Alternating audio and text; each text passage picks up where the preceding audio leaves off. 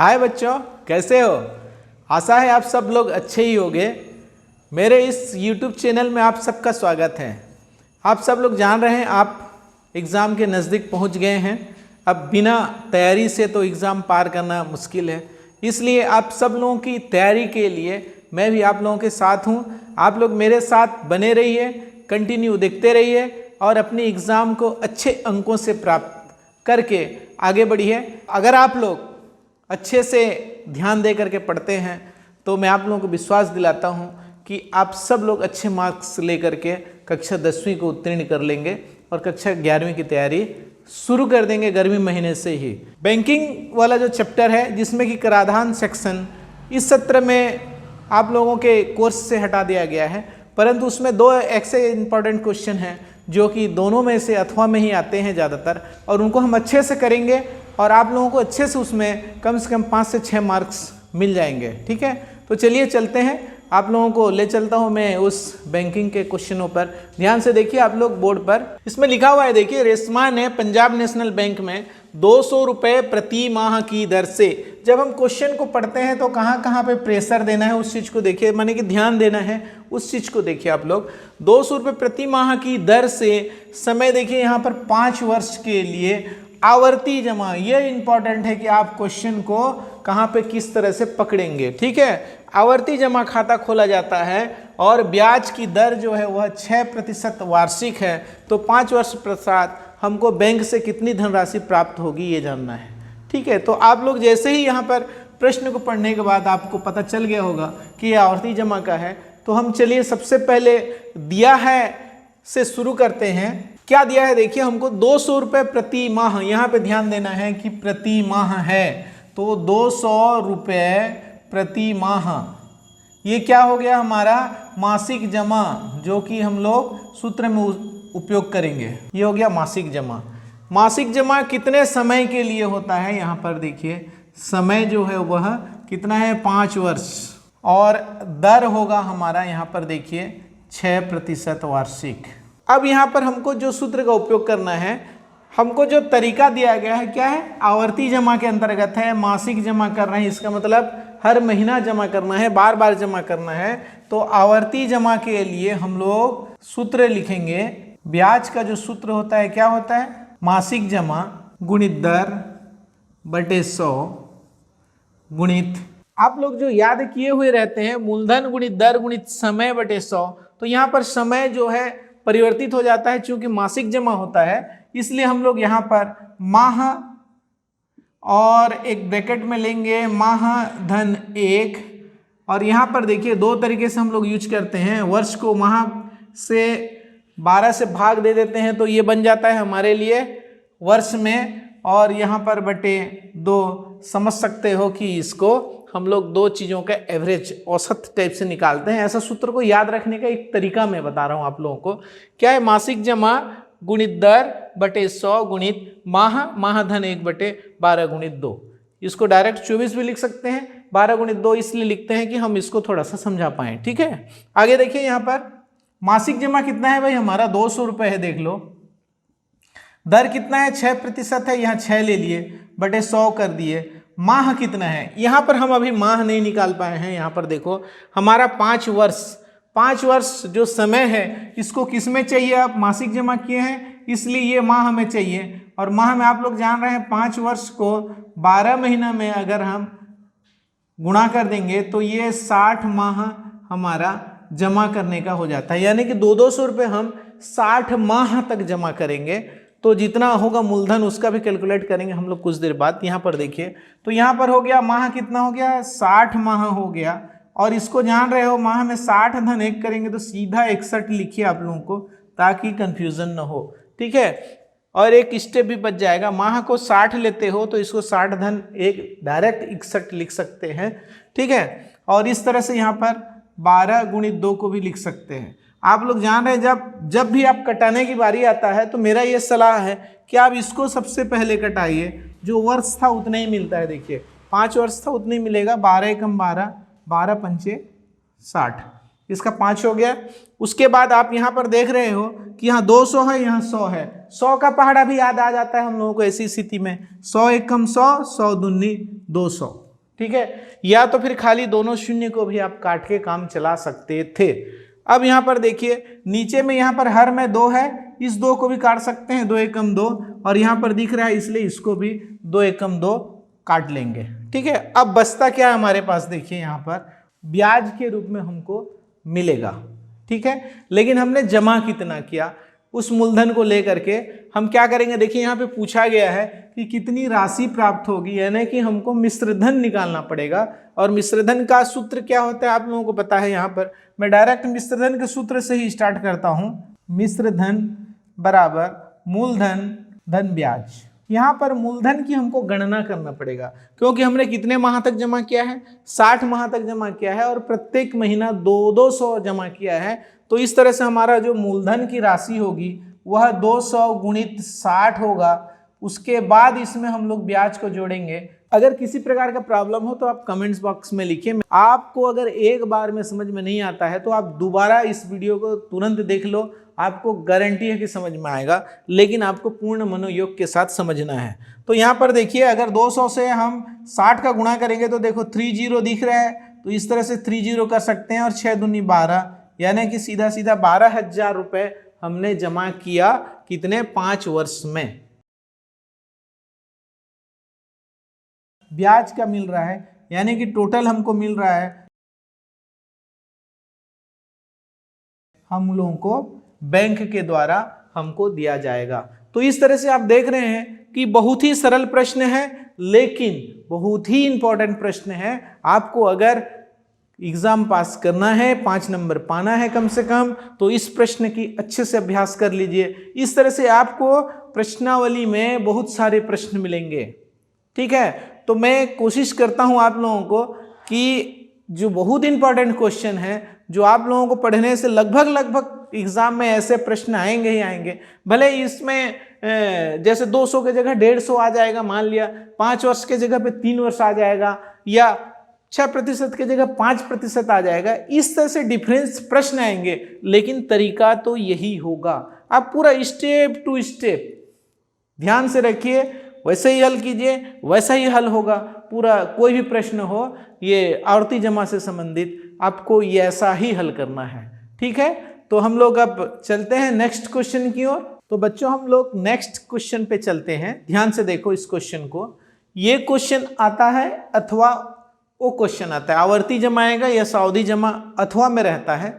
तो यानी कि दोनों की तैयारी अगर अच्छे से हो तो कोई क्वेश्चन भी थोड़ा मोड़ा कठिन लगे तो दूसरा क्वेश्चन को हम लोग बना सकते हैं। वैसे दोनों क्वेश्चन सरल ही लगेंगे, थोड़ा सा अभ्यास कर लेना। ठीक है, तो यहाँ पर देखो लिखा है पुष्पा ने 60,000 रुपये, ये 60,000 रुपये जमा कर रहा है। कितने देर के लिए, 1 वर्ष 6 माह के लिए। तो हम कुल कितना, 1.5 साल, यानी कि 1 वर्ष 6 माह बाद हमको कितना मिलेगा बैंक के द्वारा, ये हमको जानना है। साथ में यहाँ पे दिखा हुआ है, देखिए यहाँ पर सावधि जमा। ये इंपॉर्टेंट चीज है कि हमने किस तरीके से कौन से सूत्र का उपयोग करना है। जब प्रश्न को पढ़ते हैं तब हमको पता चल जाता है। ठीक है, तो यहाँ पर सावधि जमा खाते में निवेश किया गया है। साथ ही देखो यहाँ पर धन की प्राप्ति होगी यदि ब्याज की दर दिया है 12% वार्षिक। ये इंपॉर्टेंट है, यहाँ पर वार्षिक दिया गया है और हमको संयोजित कैसे करना है, 6 माह में करना है। तो ध्यान से देखिए, बहुत ही सरल है। यहाँ पर जो परिवर्तन होगा वो मैं बताते जाता हूँ। तो यहाँ पर दिया है, इसे शुरू करते हैं। क्या दिया है, मूलधन। हमने मूलधन कितना जमा किया, यहाँ पे डायरेक्ट मूलधन मिलता है हमको 60,000 रुपये। मूलधन बराबर 60,000 रुपये। अब इसको 1000 को इस तरह से आप परिवर्तित करके लिखेंगे, 1000 लिखने से तो काम चलेगा नहीं। ये हो गया। उसके बाद दर दिया हुआ है 12% वार्षिक। अभी वार्षिक में ही रहने देते हैं, फिर चेंज करेंगे तब। समय दिया हुआ है, देखिए 1.5 वर्ष, 1 वर्ष 6 माह। अब यहाँ पर संयोजी है, यहाँ पर संयोजन कितने दिनों में हो रहा है, ये 6 माह में हो रहा है। अब 6 माही संयोजन होने की वजह से हमको इधर का दोनों जो है परिवर्तन करना पड़ेगा। कैसे, ध्यान से देखिए। यहाँ पर देखो 6 माह बोल रहा है और यहाँ पर 1 वर्ष 6 माह है। 1 वर्ष में कितने 6 माह होते हैं, मैं यहाँ पे थोड़ा सा आप लोगों को बताना चाहूँगा। इस तरह से यहाँ पर स्टार्टिंग हुआ, पहला माह, दूसरा माह, इस तरह से हमारा और ये हो गया 12 माह और 6 माह तो यहाँ पर आ जाएगा 18वां। ठीक है, अब इसको बोलता है कि हमको 6 माह में ब्याज चाहिए। समझते रहो थोड़ा अच्छे से। 6 माह में ब्याज चाहिए माने कि यहाँ पर ब्याज एक बार कैलकुलेशन होगा, यहाँ पर एक बार होगा, यहाँ पर एक बार होगा। कुल कितनी बार हो गए? ये फर्स्ट टाइम, ये सेकंड टाइम, ये थर्ड टाइम। यानी कि हमारा ब्याज जो है 3 बार संयोजित होगा, 6 महीने में करते जाएंगे। ठीक है, तो बड़े ध्यान से देखो यहाँ पर। तो इस तरह से अगर हम लोग 6 माह में करते जाते हैं तो समय में हमारा क्या हो जाएगा, यहाँ पर जो n के रूप में लेते हैं वह कितना बार हो गया? 3 हो गया। ठीक है, 3 वर्ष नहीं 3 बार। इस बात को ध्यान में रखना। यहाँ पर समय जो है संख्या में आता है कि 12% वार्षिक ब्याज है और हमको 6 माह में लेना है। इसका मतलब 12% को 2 भागों में बांटना पड़ेगा हमको। ठीक है, तब हम क्या करेंगे, यहाँ पर 12 बटे एक साल में 2 6 होता है। इस वर्ष को हमने 2 6 में चेंज कर दिया, इसलिए 12 बटे 2% 6 हो गया। जो वार्षिक था वो क्या हो गया? 6 हो गया। यहाँ पर ध्यान में देना है। तो यहाँ पर क्या हो जाएगा? 2 एकम 2, 2 छक्के 12, यानी कि 6% 6 हो गया। अब हम 6 महीने में लेते जा रहे हैं तो हमको कितना मिल जाएगा? 6% यहाँ पर लेते जाएंगे हम लोग। आ गई बात समझ में? अगर ये समझ में आ गया तो आगे क्वेश्चन हल करना आसान हो जाता है। अब यहाँ पर क्या करेंगे? सावधि वाला सूत्र लगाएंगे। सावधि जमा के लिए हम लोग सीधा सीधा क्या उपयोग करेंगे? मिश्र धन निकालना शुरू करेंगे। क्या निकालेंगे? मिश्र धन, जिसको कि हम लोग ए के रूप में दर्शाते हैं। अगर आप लोगों को अंग्रेजी वाला सूत्र याद हो तो भी आप काम चला सकते हो। यहाँ पर दोनों चीज़ों को बता देते हैं। मिश्र धन ए बराबर यहाँ पर होगा मूलधन 1 धन दर बटे 100 का घात n। ये वाला सूत्र उपयोग करते हैं। मैं यहाँ पर ये बता देता हूँ। मिश्र धन के लिए ए यहाँ पे हो गया, मूलधन के लिए यहाँ पे मैं लिख देता हूँ, इसको p लिखते हैं, दर के लिए r लिखते हैं और समय के लिए n लिखते हैं यहाँ पर, जो कि आप लोगों को क्लियर हो गया होगा। ठीक है, अब यहाँ पर देखते हैं कि इसका आंसर आता कितना है। मूलधन कितना है हमारा? 60,000 रुपये है। 1 धन दर कितना है यहाँ पर? 6% है और बटे 100 हो गया। और समय कितना है? 3 है। ठीक है, 3 बार हमको ब्याज मिलेगा, इसलिए इस तरह से हम इसकी व्यवस्था को देखते हैं। तो ये हो गया 60,000 रुपये। इसको आप काट सकते हैं, 2 तिया 6, 2 पंचे 10, 0। ठीक है, 50 एकम 50 और 3 53 बटे 50। 53 बटे 50 कितना बार लिखना है हमको? 3 बार लिखना है। तो बड़े आराम से आप यहाँ पे डिटेल में लिखिए। ये हो गया 53 गुणित 53 गुणित 53 बटे 50 गुणित 50 गुणित 50। ये हर में हो गया 3 ठो, अंश में 53 हो गया। यहीं पे आप लोगों को थोड़ा सा तकलीफ जाता है, लेकिन उस तकलीफ को आप लोगों को झेलना पड़ेगा। 1 0 2 0 3 0 कैंसिल, हम लोग ये 3 0 कैंसिल कर सकते हैं। चाहे तो और भी 5 से भाग दे सकते हैं। ध्यान से देखिए, 5 एकम 5, 5 12 60। ठीक है, 12 पंचे 60 होता है। तो यहाँ पे और तो कटेगा नहीं, इसलिए इसको अब गुणा में जाएंगे और गुणा करने से कितने आएगा ये हमको जानना है। कितना है? 53 गुणित 53 गुणित 53 गुणित 12 बटे 5 बचे 25। उसके बाद हम लोग भाग भी देंगे तो कितना आएगा? थोड़ा सा करके देखिए।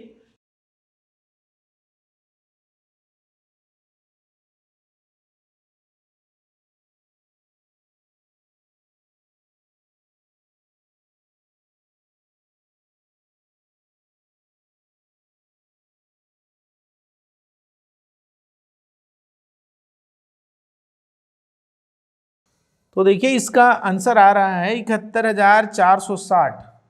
71,460 रुपये 90 पैसे।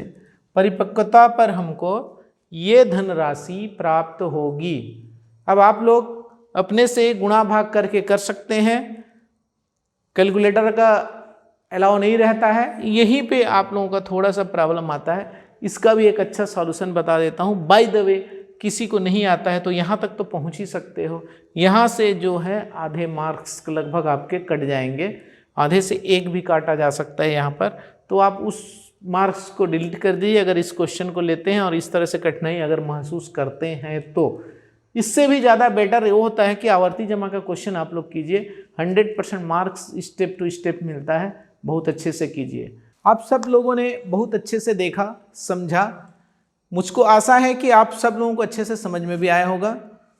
आप लोग एक चीज़ जरूर कीजिए, अगर आपको लगता है कि अच्छे से समझ में आ रहा है तो आप अपने मित्रों को इसको शेयर कीजिए, और पसंद आता है तो लाइक कीजिए, जिससे क्या होता है हम लोगों को एक बल मिलता है कि हमारे द्वारा बताए गए से बच्चे लोगों को अच्छे से पसंद आ रहा है और हम और अधिक ऊर्जावान होकर के पढ़ाते रहते हैं। आप लोग मेरे चैनल को अगर सब्सक्राइब नहीं किए हैं तो सब्सक्राइब कर लीजिए और बेल आइकन को दबा दीजिए, जिससे आप लोगों को हमेशा नया अपडेट मिलता रहेगा। और ये एग्ज़ाम अब स्टार्ट हो गया है, आप लोगों को कंटिन्यू मैं कोशिश करूंगा कि अधिक से अधिक आप लोगों को क्वेश्चन बता दूं, जिससे आप लोग अच्छे से पढ़ाई करके अपने अंक को अच्छे से बढ़ा सकते हैं। आप सब लोगों ने बहुत अच्छे से देखा, इसके लिए आप सब लोगों को धन्यवाद। फिर मिलते हैं।